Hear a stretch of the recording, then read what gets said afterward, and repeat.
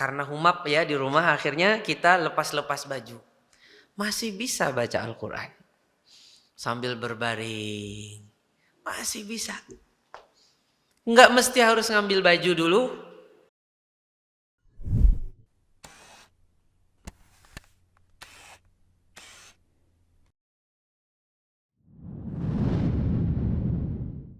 Al-awwalin wal-akhirin. Nabina wa syafi'ina Muhammad wa ala alihi wa sahbihi wa man sara ala nahjih wastanna bisunnatihi ila yaumiddin, amma ba'd. Saudaraku kaum muslimin yang berbahagia, bapak-bapak, ibu-ibu, jamaah salat maghrib dan kajian di Masjid As-Salam Samsat yang dimuliakan dan dirahmati Allah tabaraka wa ta'ala. Di tempat ini seperti biasa kita mengkaji kitab Al-Kifayah fi Ulumil Quran. Al-Kifayah fi Ulumil Quran. Pada pertemuan terakhir di tempat ini kita sudah membahas tentang tilawah Al-Quran. Kita bisa lihat halaman 8 kalau kita pakai PDF-nya itu. Memang nggak ada tulisannya, cuman kan ada tulisan di samping. Dari 38 garis miring 8. Jadi halaman 8 garis miring 38. Kemarin kita sudah bahas masalah bahwasanya Al-Quran itu dibaca dengan cara yang khusus, yaitu dengan tartil dan tajwid. Dan sudah kita ketahui juga definisi daripada tajwid. Kemudian kita juga sudah mengetahui karangan pertama yang ditulis dalam ilmu tersebut. Begitu pula pembahasan-pembahasan yang dibahas di dalam ilmu tajwid. Sebagaimana kita juga sudah membahas tentang apa tujuan dari ilmu tajwid, yaitu untuk menjaga lidah dari kesalahan di dalam membaca kalamullah. Dan dalam rangka mengitqankan atau mempaskan bacaan terhadap lafaz-lafaz Al-Quran. Pada malam hari ini, afwan juga kemarin juga sudah kita bahas. Sudah kita bahas kemarin hukum mengilmui tajwid. Hukumnya apa? Fardu kifayah. Adapun hukum mengamalkannya kemarin sudah kita singgung, ada khilaf di antara para ulama, ada yang mengatakan wajib, ada yang mengatakan sunnah. Dan juga saya sudah sampaikan pendapat yang saya cenderung kepadanya dalam masalah ini, dan ini untuk pribadi saya, yaitu adanya rincian di dalam pembahasan-pembahasan tajwid. Ada sebagian yang hukumnya wajib, ada yang hukumnya sunnah. Sudah kita bahas kemarin, yang hukumnya wajib maka wajib mempraktekannya, yang hukumnya sunnah maka dia hukumnya sunnah di dalam mempraktekannya. Pada malam hari ini kita akan membahas adab-adab di dalam membaca Al-Quran. Belum masuk ya? Belum. Pada malam hari ini kita akan membahas adab-adab di dalam membaca Al-Quran. Yang pertama, at-taharah. At-taharah artinya apa? Suci. Di antara adab membaca Al-Quran adalah suci. Kita suci dari khabath, yaitu dari najis, dan kita juga suci dari hadath, Jadi suci dari hadas dan suci dari khabath. Dengannya kita beradab di dalam membaca Al-Quran.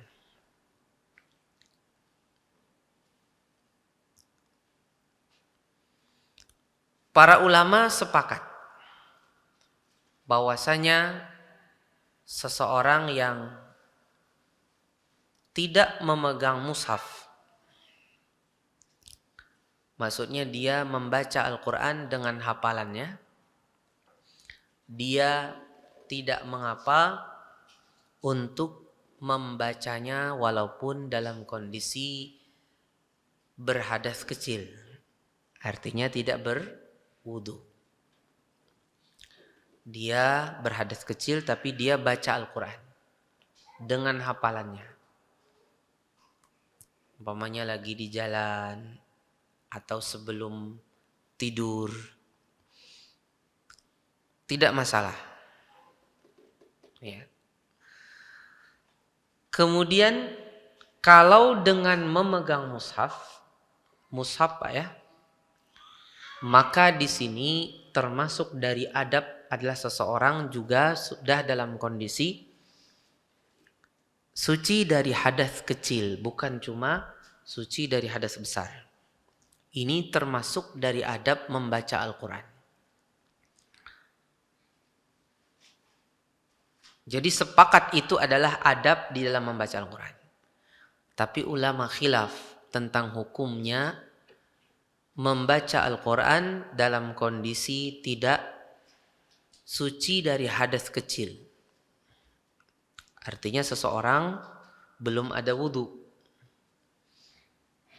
Ya mungkin dia setelah buang air atau buang angin sehingga dia belum ada wudu.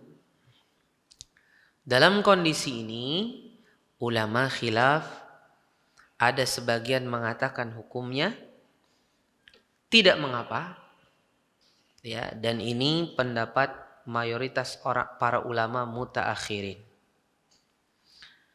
Ada juga yang mengatakan wajib pakai wudu. Kalau sudah memegang mushaf itu wajib pakai wudu. Mereka berdalil, di antara dalilnya adalah suatu sahifah, suatu tulisan yang didapatkan itu ditulis perkataan itu dari para sahabat di hadapan Rasulullah sallallahu alaihi wasallam. Itu adalah hadis yang bunyinya la yamassu al-Qur'an illa tahir.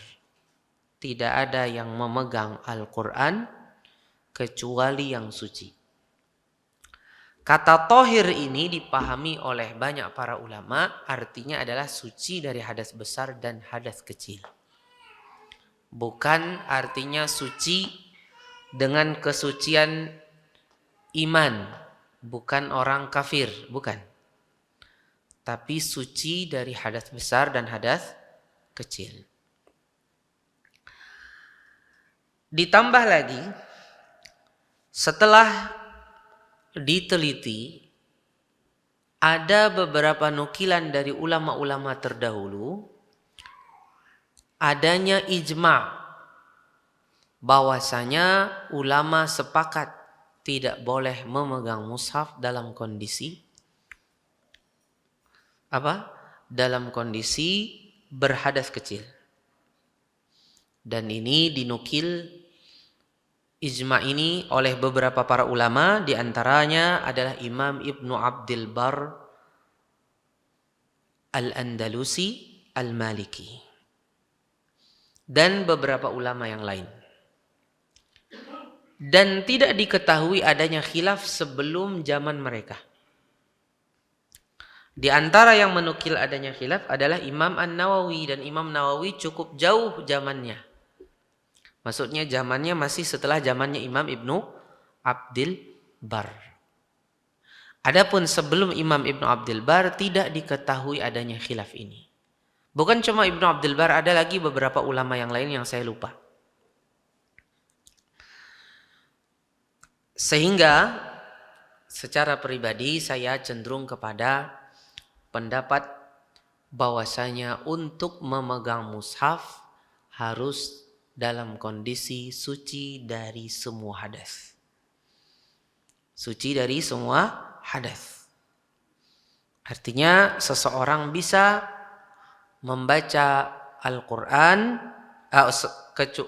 bisa membaca mushaf, memegang mushaf ketika dia sudah suci dari hadas, semua hadas. Ya, di antaranya hadas kecil, ya berarti dia berwudu.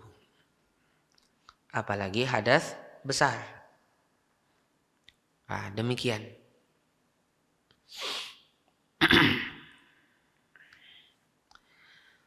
Di antara yang dibedakan hukumnya dengan mushaf adalah Al-Quran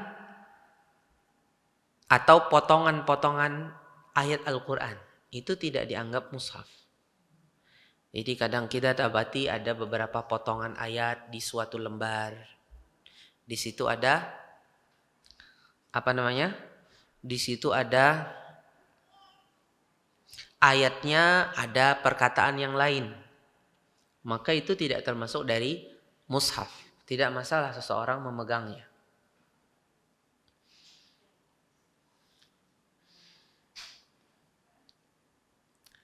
Atau ada tulisan Al-Quran, ada juga tulisan yang lain dan sama-sama banyak. Tapi tulisan yang lain itu lebih banyak. Maka itu masih juga tidak masalah. Tapi kalau seandainya sama-sama tulisannya,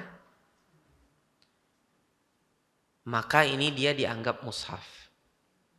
Umpamanya 5 surah, ada terjemahannya. Nah, yang seperti ini lebih baiknya seseorang menganggapnya dia seperti mushaf. Atau mungkin dia ketemu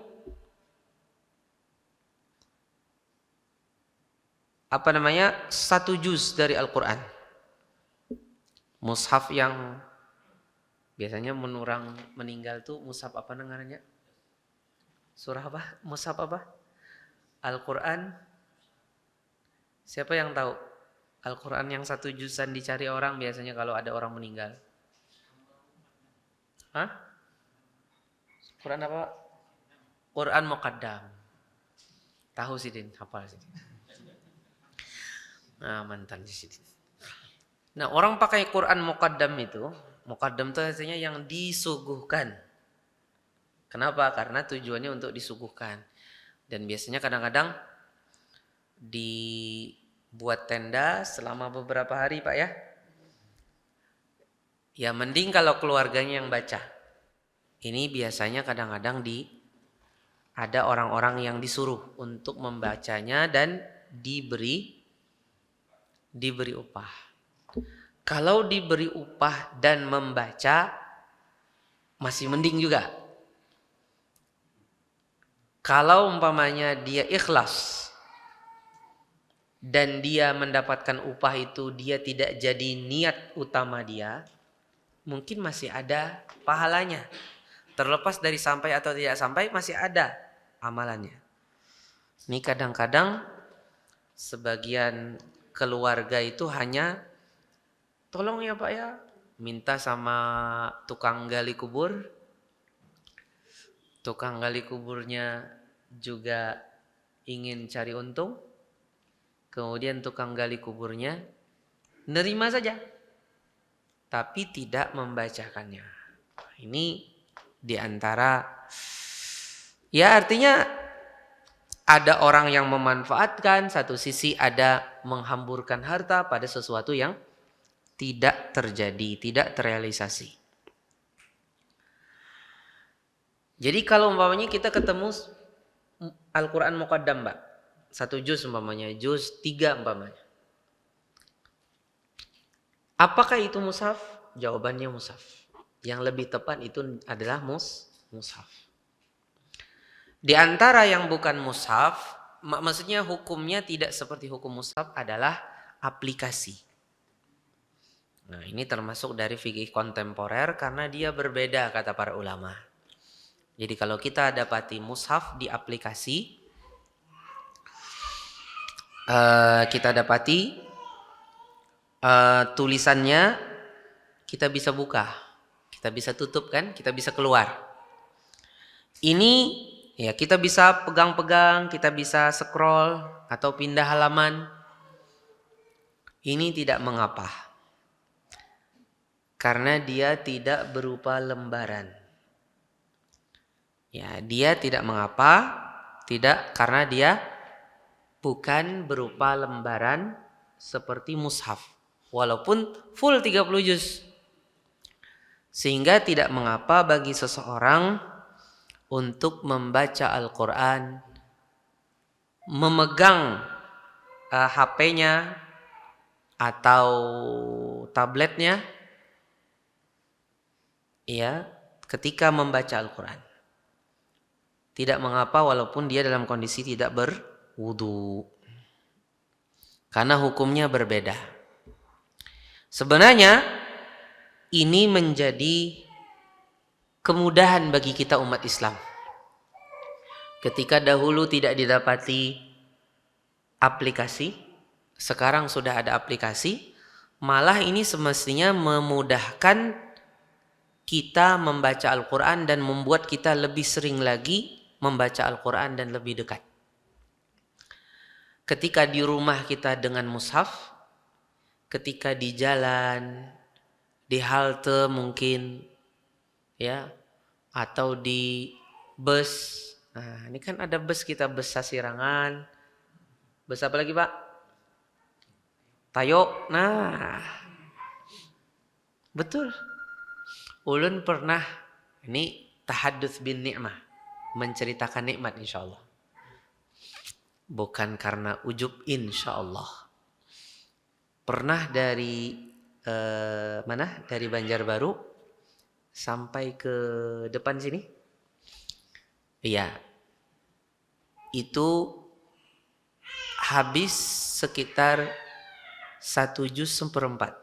Nah, saya baca Al-Quran 1 juz seperempat. Duduk aja pakai tayo yang biru. Kalau yang hijau pernah juga,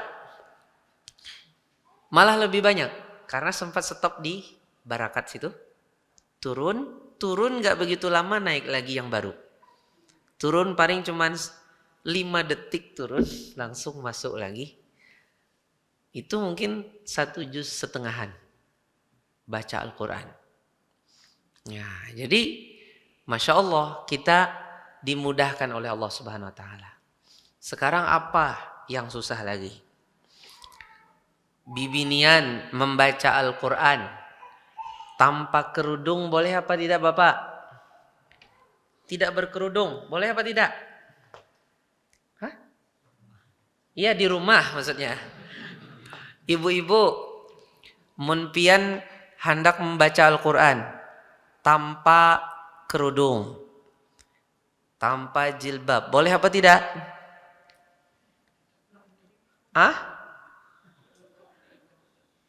Enggak masalah. Enggak. Boleh, Bapak. Bukan tidak beradab. Boleh itu. Itu boleh. Silahkan. Wong itu dalam kondisi apa? Tidak, ya artinya dalam kondisi dia tidak membuka aurat dia yang di rumah. Ya. Dia tidak membuka aurat dia yang di rumah. Jadi boleh seperti itu. Sekarang sudah boleh tidak berkerudung. Boleh nggak baca Al-Quran sambil berbaring, Ibu?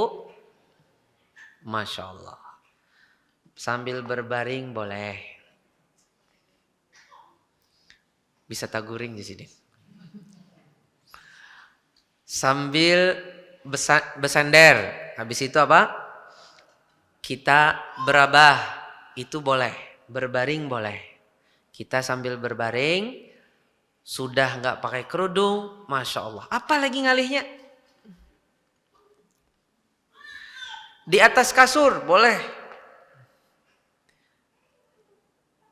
Sambil pakai guling di kaki boleh. Sambil ada cucu atau anak di kaki atau di badan, tapi mushaf tetap di tangan kita, aman dari tangan-tangan mereka. Boleh apa tidak? Boleh.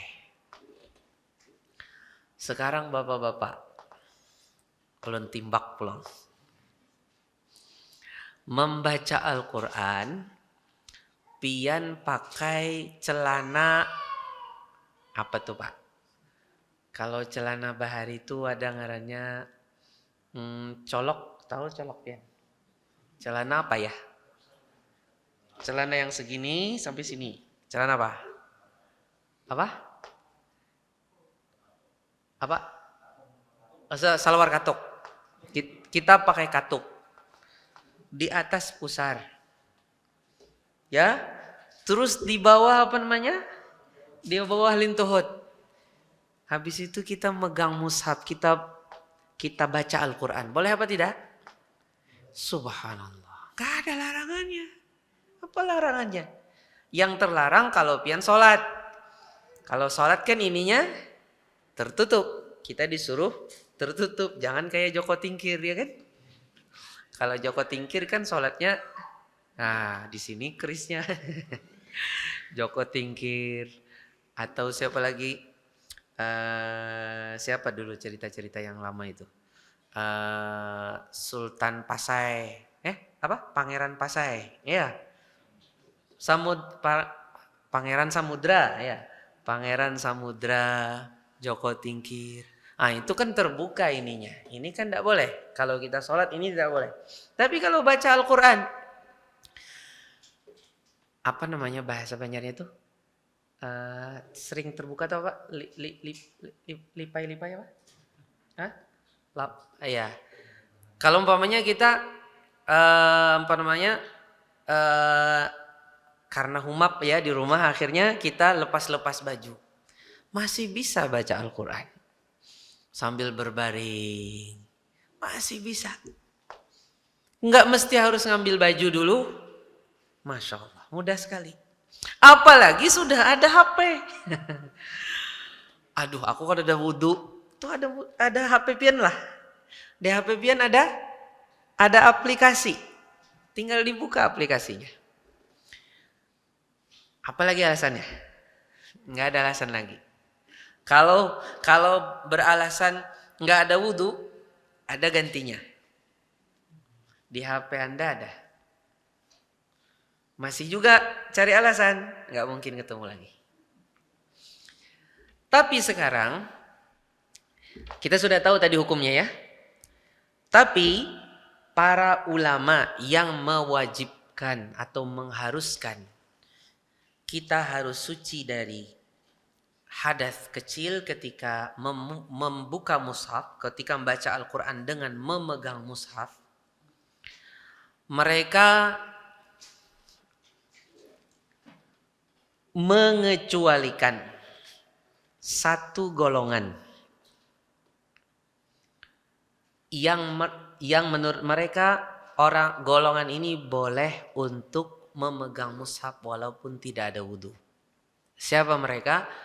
Anak kecil. Ketika anak kecil itu sudah saatnya menghafal Al-Quran atau belajar Al-Quran. Dan kita tahu anak kecil itu aktivitasnya banyak. Gagah. Setumat-setumat apa? Hendak nginum. Manggah. Nginum. Bukah pulang. Bekameh. Ya. Ini susah dia untuk menjaga wudunya. Sedangkan mereka adalah tunas di dalam Islam ini. Mereka pembawa obor umat Islam, kaum muslimin. Ya, kalau mereka tidak dekat dengan Al-Quran, nanti akan suramlah generasi berikutnya dari umat Islam. Makanya para ulama mengatakan untuk mereka enggak masalah tidak menjaga wudhu. Biar mereka dekat dengan Al-Quran, menghafal, bentar-bentar buka. Mana tadi Quranku? Nah, cari lagi, buka lagi. Ya, ini tidak masalah. Karena mereka adalah anak-anak yang diharapkan kebaikannya untuk menyongsong masa depan Islam, dan mereka di masa-masa encer-encernya otak mereka. Sehingga ada hukum khusus menurut ulama yang tadi mewajibkan. Bisa dipahami Bapak? Bisa dipahami. Jadi tadi apa? Adab yang pertama apa? At-taharah. Kesucian. Ya, suci ini mencakup tadi suci juga dari khobath. Khobath itu adalah najis. Jadi kalau umpamanya di meja ini ada najis, bersihkan mejanya. Atau cari tempat lain. Cari tempat lain. Kemudian, kalau seandainya kita ingin mengambil mushaf, karena umpamanya kita tidak ada wudu, maka di antara adabnya adalah dengan kita mengambil sesuatu yang menjadi pembatas. Kita ambil dengannya. Dan yang mengambil itu adalah sesuatu yang suci dari najis yang tidak mukhaffafah. Jadi najis, jadi dia harus suci dari najis yang tidak ada keringanannya. Kalau ada najis yang ada keringanannya, maka itu masih dibolehkan dalam kondisi darurat. Ya, masih dibolehkan. Di antaranya adalah seperti seseorang ada merasa terpercik dari kencing, tapi dia tidak tahu di bagian mana. Yang jelas ada terpercik di salah satu bagian, tapi dia tidak tahu di bagian mananya. Nah, dalam kondisi seperti ini kan kita bisa kasih apa? Kita bisa dibersihkan dengan apa? Dengan dicepretkan, kan? Karena tidak besar itu. Yang kenanya itu tidak besar dan tidak tahu di mana tempatnya. Nah, ini masih dibolehkan untuk mengambilnya dalam kondisi ya. Kemudian juga di antara adab yang hubungannya dengan thaharah atau suci ini, berarti juga tidak pantas membawa mushaf ke tempat yang biasanya di situ ada najis. Seperti apa? Seperti kakus atau WC. Kakus atau WC itu biasanya apa? Dia ada najisnya. Maka seseorang tidak pantas untuk membawanya ke dalam kakus atau WC. Adapun kamar mandi itu beda lagi hukumnya, Pak. Kalau kamar mandi full, tidak ada WC-nya, tidak ada klosetnya, maka ini kebanyakan para ulama mengatakan tidak masalah. Ya, selama terjaga umpamanya bergantung, ya kan? Ya, tidak ada masalah di situ. Yang masalah itu kalau WC. Nah, untuk WC ini pun sebagian para ulama ada yang mengatakan boleh. Kenapa? Karena WC modern ini sudah berbeda hukumnya. Kalau WC zaman dahulu itu di situ kita keluarkan kotorannya masih di situ. Kalau WC yang sekarang, kotorannya bisa disiram, kemudian dia larut nanti ke sapi tank. Dan sapi tanknya nanti ada lagi jaraknya, kan? Apalagi kayak hotel, itu kan jauh lagi tuh. Sehingga sebagian para ulama memandang tidak masalah. Tapi tentunya yang lebih aman tidak kita lakukan. Yang lebih aman tidak kita lakukan. Walaupun di yang sudah mengalir tadi.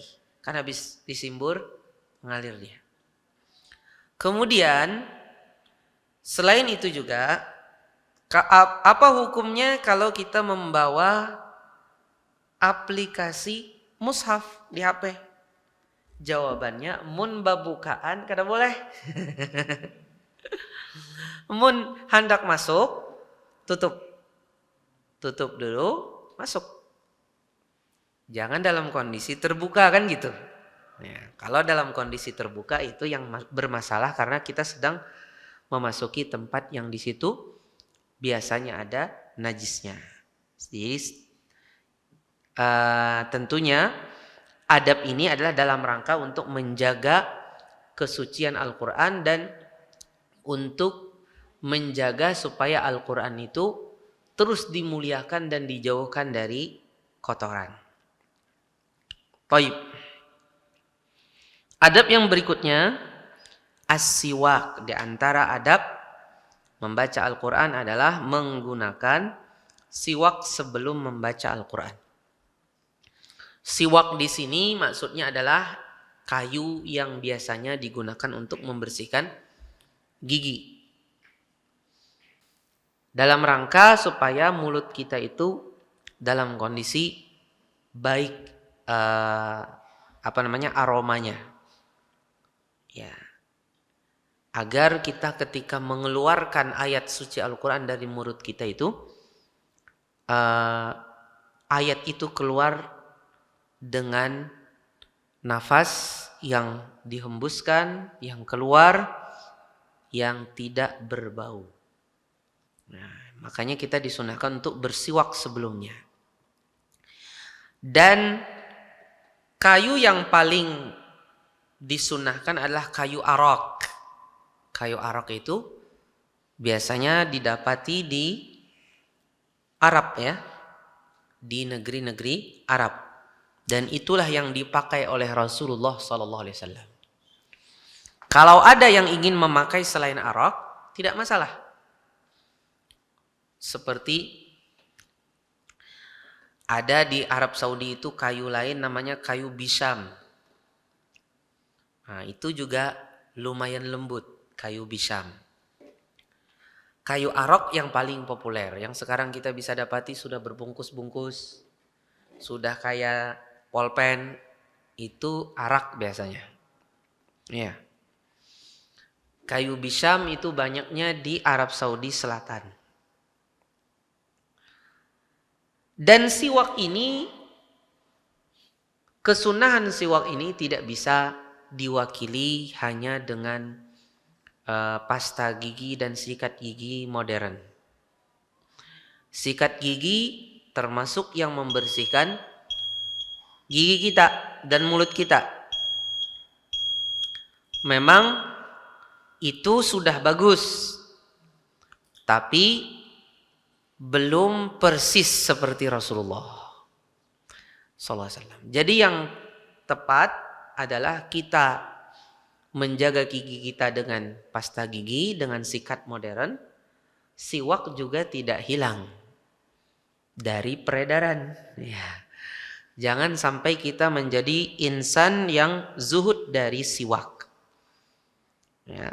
Siwak ini adalah suatu sunnah sebelum apa? Sebelum baca, sebelum wudu, sebelum sholat, dan juga sebelum membaca Al-Quran kita bersiwak. Nah, jadi ikhwatal iman azani Allah wa yakum, kita perlu memiliki dan membawa menggunakan siwak ini. Ya. Kita bisa, alhamdulillah kan sekarang sudah nyaman, ada bungkusnya, ada apanya. Kalau mungkin sedikit kering bisa dimasukin, dicelupkan ke air, seperti Aisyah radhiyallahu anha diperintahkan Rasulullah SAW untuk mencelupkan siwak beliau. Karena siwaknya sudah terasa kering, udah lama, sudah tidak basah lagi, tolong rendam. Setelah direndam, sudah basah, dipakai lagi oleh Rasulullah sallallahu alaihi wasallam. Wallahu a'lam. Taib ikhwatal iman azani Allah wa yakum. Hadirin dan hadirat yang saya muliakan dan saya cintai karena Allah Tabaraka wa Ta'ala. Tadi di antara adab membaca Al-Quran adalah bersiwak. Ya, bersiwak. Ada beberapa hadis yang menyebutkan tentang keutamaan bersiwak ketika membaca Al-Quran. Tapi kebanyakannya hadisnya dhaif. Atau mungkin beberapa asar. Di antara yang paling terkenal adalah jadikanlah jalannya Al-Qur'anmu itu tidak jadikanlah jalannya keluar Al-Qur'anmu itu berbau yang sedap, artinya tidak berbau yang tidak enak. Ada juga yang menyebutkan ketika seseorang membaca Al-Quran, malaikat itu berada di hadapan bibirnya. Berada di hadapan bibirnya, dan tentunya malaikat akan terganggu apabila ada pada mulutnya bau yang tidak disukai oleh manusia. Karena malaikat itu kan terganggu dengan bau yang tidak disukai oleh manusia. Sebagaimana pada hadis larangan ke masjid setelah memakan bawang. Tapi hadis-hadis yang saya sebutkan tadi dia adalah lemah. Tapi walaupun lemah, ulama sepakat bahwasanya di antara adab di dalam membaca Al-Quran adalah membersihkan mulut. Dan membersihkan mulut yang sunnah adalah dengan siwak. Ya, adalah dengan siwak. Karena dia mengundang ridha Allah Tabaraka wa Ta'ala. Mutahhirun lil fam wa mardatun lirrabb. Dia membersihkan mulut dan mengundang ridha Allah Tabaraka wa Ta'ala. Di antara adab membaca Al-Quran adalah khusyuk. Jadi ketika membaca Al-Quran kita khusyuk. Apa khusyuk itu? Khusyuk itu artinya adalah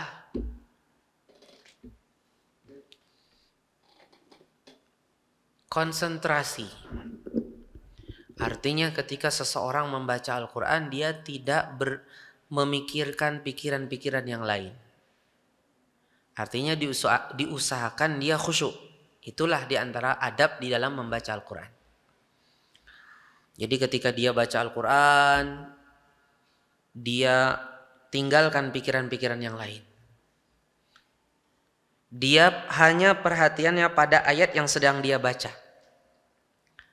Kalaupun tidak paham, khusyuknya berupa dia menikmati ayat yang dia lihat tulisannya. Dia lihat tulisannya. Itu khusyuknya dia. Karena dia belum paham. Karena belum paham, khusyuknya adalah dengan melihat tulisannya.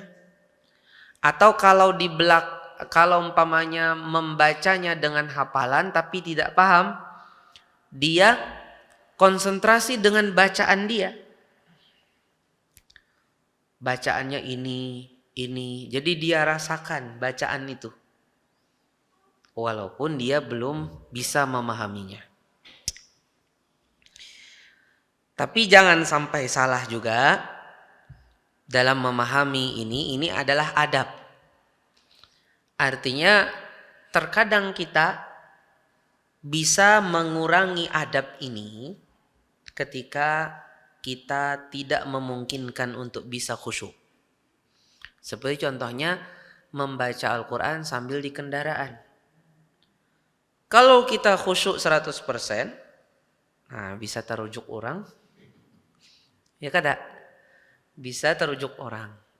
Jadi nanti kita ketemu orang, kita perlu tahu rambu-rambu lalu lintas, tahu lampu, kemudian peraturan-peraturan di samping jalan, ya kan? Kita perlu lihat lampu sen, lampu yang samping itu Bapak. Lampu apa namanya? Bukan lampu sen, kaca apa? Kaca spion. Nah, itu kita juga perlu perhatikan. Jangan mentang-mentang baca Al-Quran kata guru khusyuk. Akhirnya, iya, ini kan salah ya. Harus dijaga kekhusyuan itu ada tingkatannya. Ketika lapang kita fullkan. Ketika kita dalam kondisi perlu berjaga-jaga, maka kita tetap berjaga-jaga, lidah kita baca Al-Quran. Jadi zikir itu kan ada 3 tingkatan. Yang paling atas zikir lisan dan hati. Ya kan?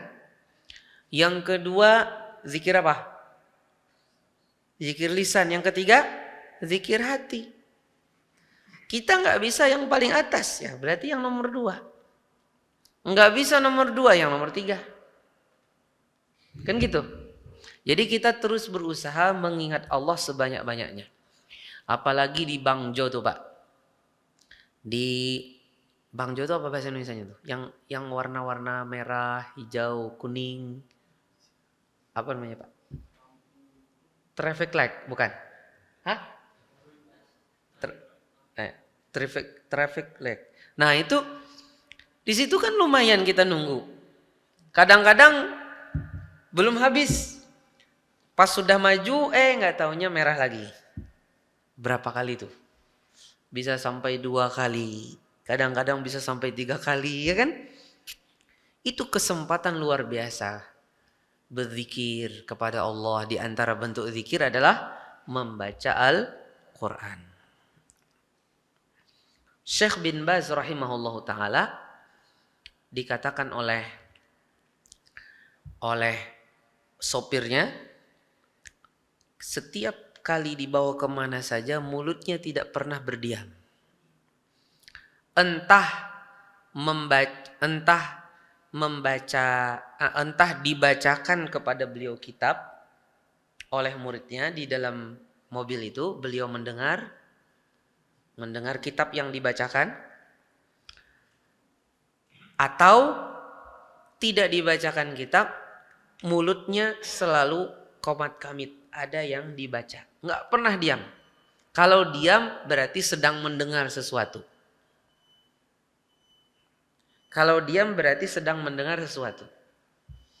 Nah ini kalau ada sebagian orang sekarang ini, ya kan, sebagian kaum muslimin saking semangatnya berzikir sambil ngomong sama orang, mulutnya terus bergerak. Nah, kadang-kadang tasbihnya masih di tangan. Tasbihnya bergerak tapi jawab.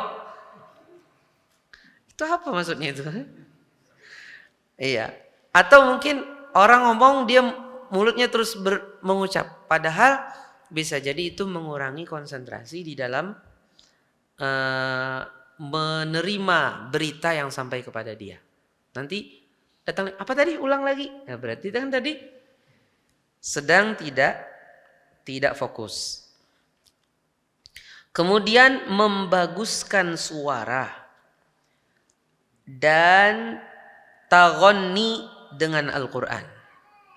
Jadi suara dibaguskan dan taghonni, melagukan atau menadakan bacaan Al-Quran. Kayaknya pada pertemuan yang lalu kita ada tersinggung ke sini ya. Iya kan? Nggih, pada pertanyaan. Jadi di antara adab membaca Al-Quran adalah membaguskan suara, Pak.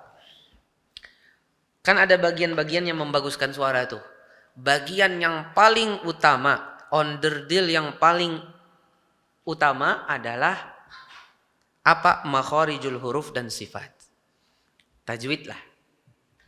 Itu yang paling utama, komponen paling utamanya itu. Jangan sampai komponen yang tidak utama dijadikan utama. Seperti melagukan, menadakan seindah-indahnya itu bukan yang utama. Yang paling utama itu tajwidnya. Baru lagi ada naik lagi lebih daripada itu. Yang jelas itu harus lebih diutamakan, lebih diperhatikan daripada yang lain. Kemudian di antara bentuk membaguskan suara juga adalah seseorang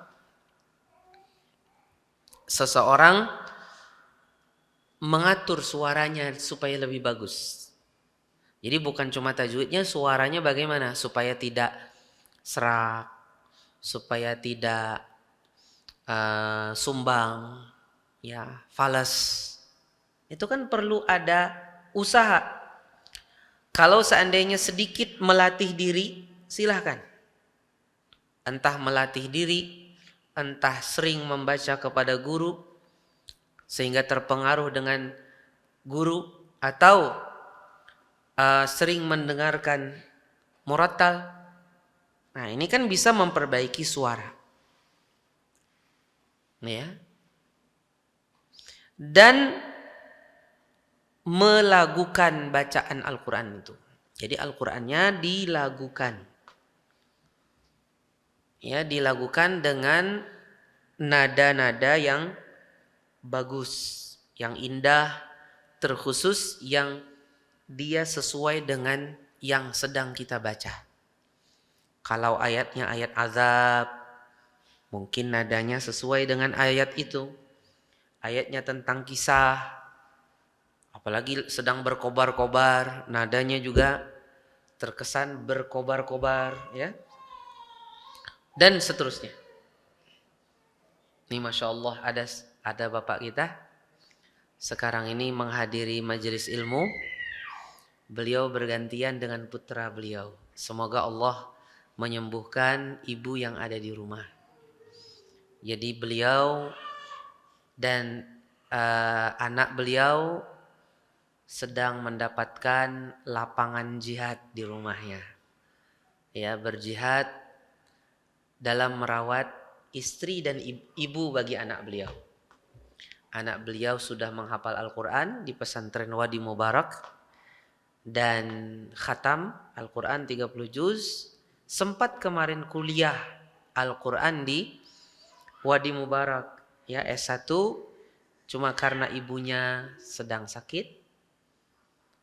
Sehingga dia diminta untuk membantu.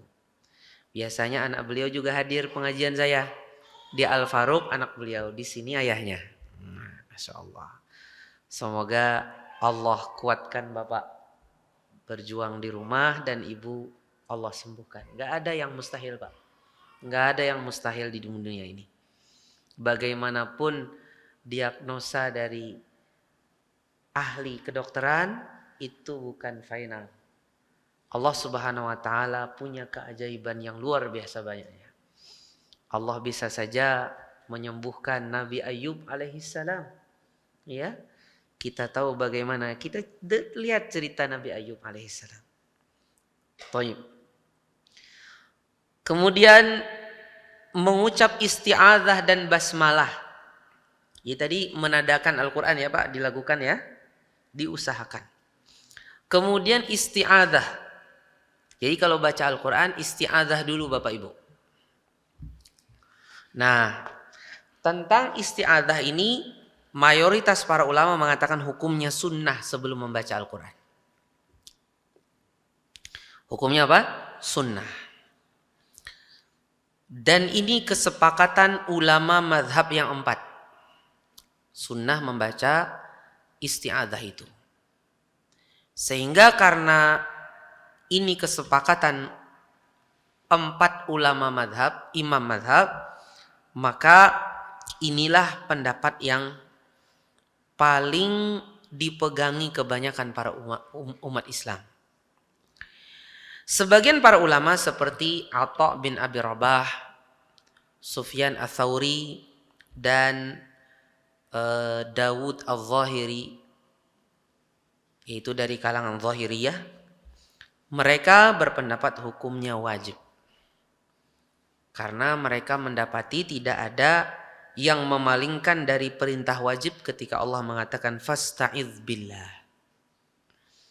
Ini juga pendapat yang cukup kuat. Silahkan kita bisa pilih pendapat mayoritas ulama, atau bisa juga memilih pendapat sebagian para ulama yang mereka tidak mendapatkan ada yang memalingkan dari hal itu. Adapun yang mengatakan hukumnya sunnah, mereka mendapati di dalam hadis seseorang yang sholatnya itu belum benar, Nabi tidak memerintahkan orang itu untuk mengucapkan ta'awudz. Itu diantara dalil mereka. Kemudian juga membaca basmalah, Bapak Ibu. Membaca basmalah. Jadi baca basmalah ini sunnah. Apalagi di awal surah. Kalau di awal surah itu lebih sunnah lagi. Dan dalam disiplin ilmu qiraat wajib. Jadi wajib di dalam ilmu qiraat itu bukan wajib dalam ilmu fikih. Imam Asy-Syatibi mengatakan wala budda minha fi ibtidaika suratan siwaha wa fil ajza'i khayyara man tala. Harus membaca basmalah setiap awal surah kecuali di awal surah Bara'ah atau surah At-Taubah. Adapun selain itu, kalau di tengah-tengah, maka seseorang boleh basmalah, boleh tidak. Ya, dia bisa basmalah, bisa juga tidak. Walaupun di tengah surah At-Taubah, menurut mayoritas para ulama. Jadi karena kita tidak di awal lagi, kita sudah di tengahnya. Atau mungkin di ayat ketiga, ayat keempat. Itu kan bukan dari awal lagi kan? Adapun selain At-Taubah, maka di awal wajib membaca basmalah dalam disiplin ilmu qiraat. Jadi wajib dalam ilmu qiraat bukan wajib dalam ilmu fikih. Di mana wajib dalam ilmu fikih melakukannya dapat pahala, meninggalkannya berdosa. Adapun wajib dalam disiplin cabang ilmu itu bahasa Indonesianya harus mun ikam kada manggawi maka itu tercela. Artinya kada bagus, itu aja. Kada bagus, atau mungkin meninggalkan sesuatu yang lebih utama. Jadi perlu menjaga basmalah. Kalau di tengah-tengah bisa tanpa basmalah, bisa pakai basmalah. Tapi tetap basmalah juga sunnah. Artinya tidak basmalah sunnah, basmalah juga sunnah. Ini kadang-kadang ada sebagian orang salah paham. Karena keseringan ketemu imam kalau baca dari tengah-tengah surah nggak pernah basmalah, dia selalu nggak pernah pakai basmalah.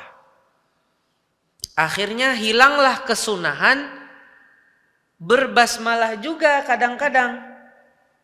Hilang gara-gara apa? Tidak pernah hadir kajian, hanya ilmunya hanya hasil dari sorotan dia atau pandangan dia kepada imam yang ada di masjid. Nah, ilmunya itu cuman ilmu ngeliat, ilmu dengar, nggak pernah majelis ilmu. Makanya orang yang nggak suka majelis ilmu tuh banyak ilmunya itu tidak ada pondasinya. Kenapa? Karena dia hanya hasil dari visual, ya, hasil dari visual, hasil dari mendengar. Kemudian dia simpulkan sendiri. Kesimpulan dia belum tentu sama dengan yang hadir majelis ilmu. Yang hadir majelis ilmu dia punya landasan.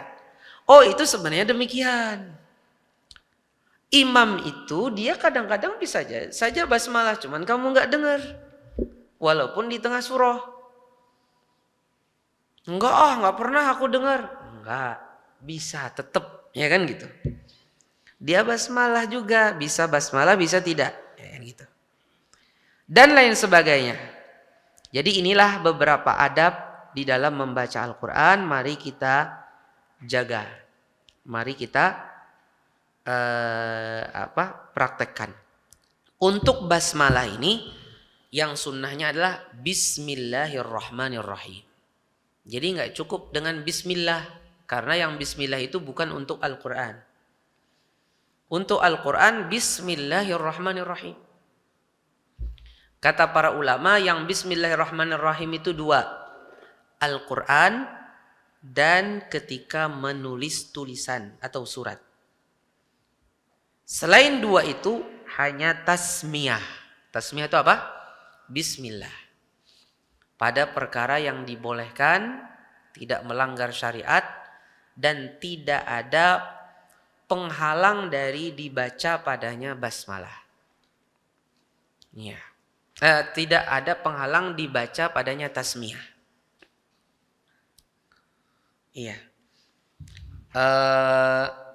Untuk membaca isti'adzah dan basmalah ketika kita di luar sholat, maka kata para ulama disesuaikan dengan bacaannya. Kalau bacaannya jahar, keras, maka dua hal ini lebih bagus juga dikeraskan. Kalau bacaannya lirih, umpamanya karena di samping kita ada orang sholat, ya kan? Ada orang yang sholat, kita takut mengganggunya, maka isti'adzah dan basmalahnya juga dilirihkan. Ini untuk di luar sholat.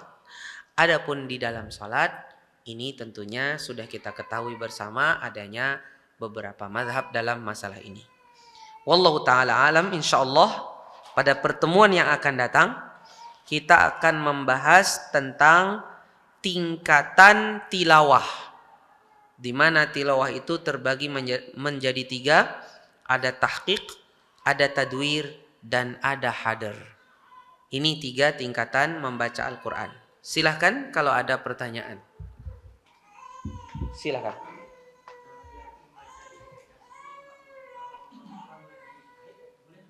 Oh iya, ini kenikmatan yang Allah peruntukkan di akhir zaman ini. Iya. Bagi orang haid atau nifas, pendapat yang rajih, dia boleh memegang mushaf. Kalau dia ingin memegang mushaf, dia ingin baca Al-Quran, apalagi yang takut hafalannya hilang. Takut hafalannya hilang, boleh dia memegang mushaf, tapi pakai apa?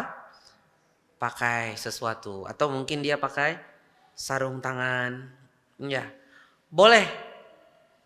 Bagi wanita haid atau nifas, terkhusus yang takut hafalannya hilang kalau tidak dimurajahi dengan melihat mushaf, maka dia sangat tertuntut, ya. Maka dia ambil sesuatu yang dengannya dia bisa membolak-balik lembaran mushaf dan bisa memegang mushaf. Ya. Diambil, ya. Nah, lebih-lebih lagi adanya aplikasi.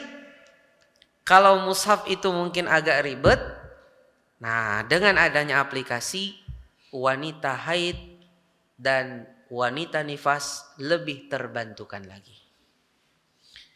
Sekarang bagaimana seseorang yang junub? Boleh nggak baca Al-Quran? Kalau memegang mushaf tidak boleh. Kalau dia dengan hafalan, boleh apa tidak? Mayoritas para ulama mengatakan tidak boleh. Karena ada hadis yang berbunyi, anna Rasulullah sallallahu alaihi wasallam la yahjuzuhu 'anil Qur'an illal janabah. Rasulullah SAW itu tidak ada yang menghalangi beliau dari membaca Al-Quran kecuali junub. Tapi hadis ini diperdebatkan para ulama tentang kesahihannya. Sebagian para ulama ada yang menhasankannya, ada yang mendhaifkannya. Tapi ulama mazhab yang 4 sepakat terhadap pengamalannya. Artinya tidak boleh memegang mushaf. Tidak boleh apa? Orang junub tidak boleh baca Al-Quran walaupun tidak memegang mushaf. Orang junub, Pak.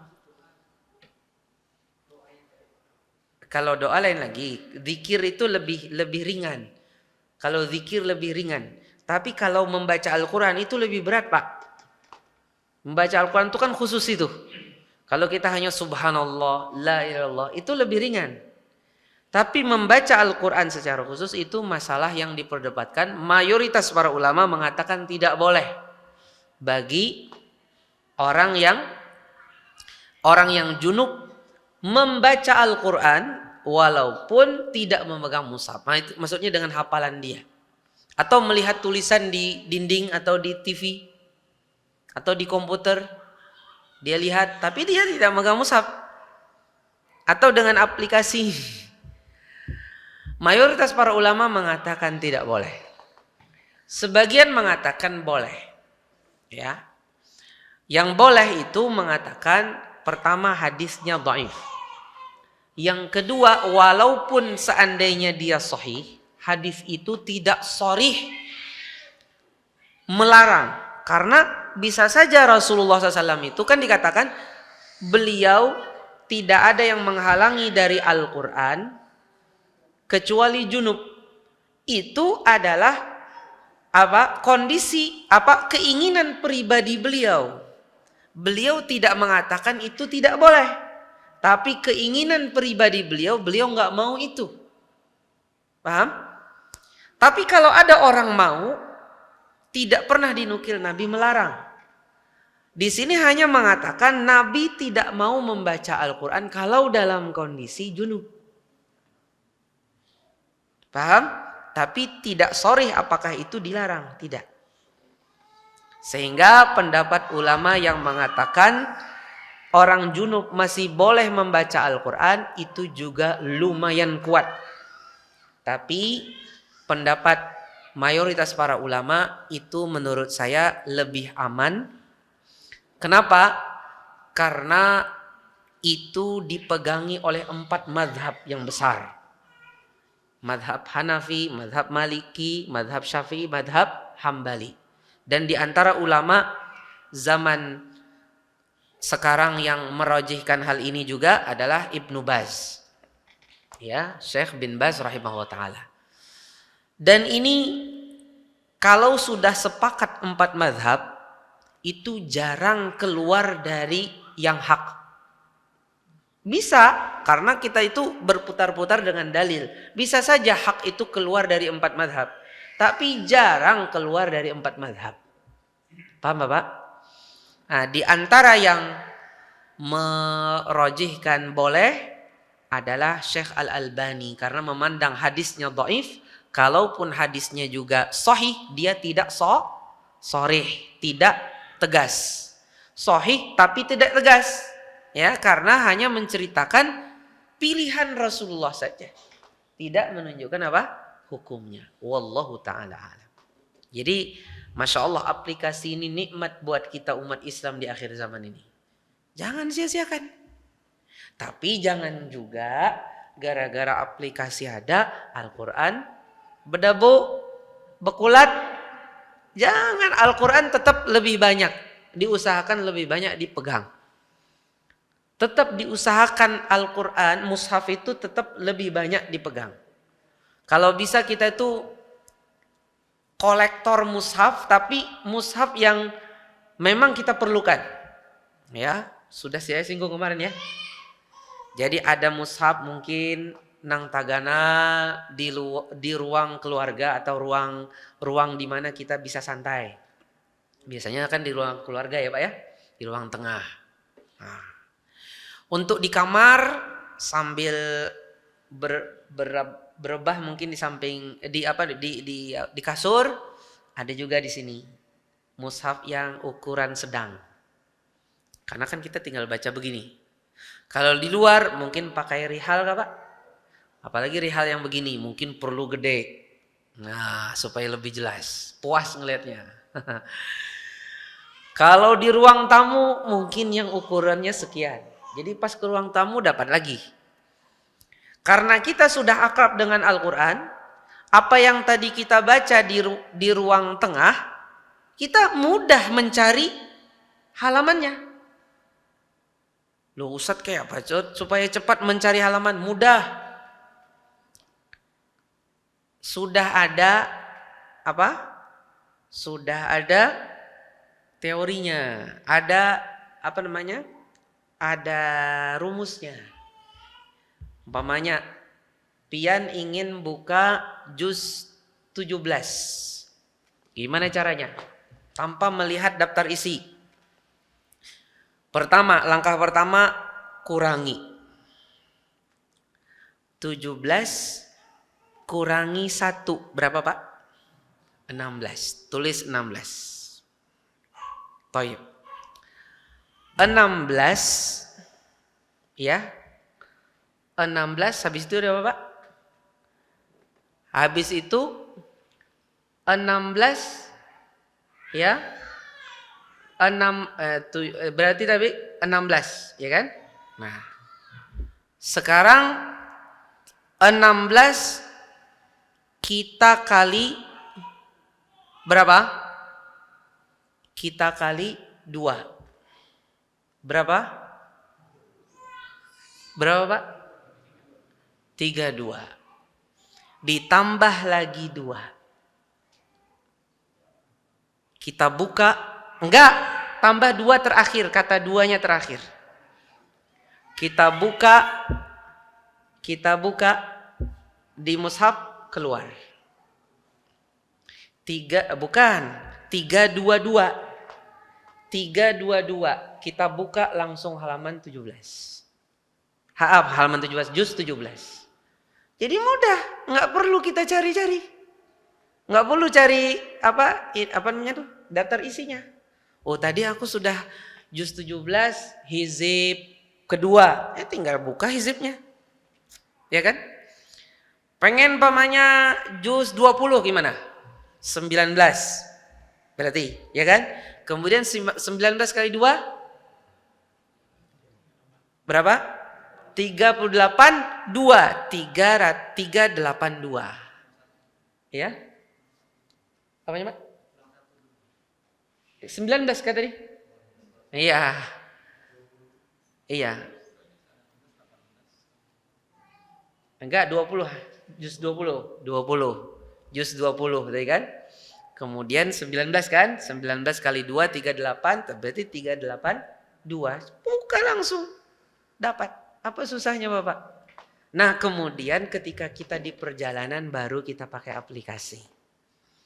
Nah, di mobil ya, di halte ya. Alhamdulillah sekarang mudah di zamannya Paman Biringah nih, gubernur kita.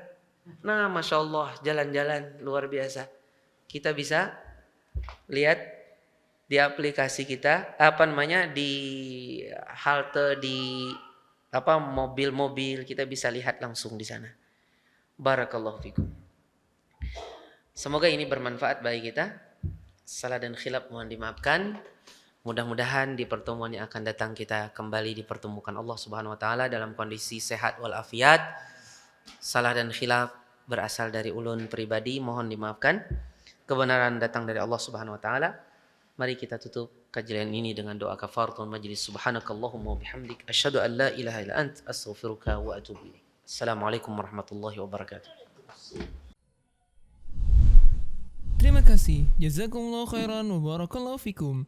Video ini dibuat atas partisipasi dari donasi Anda. Semoga menjadi amal jariah bagi Anda semuanya.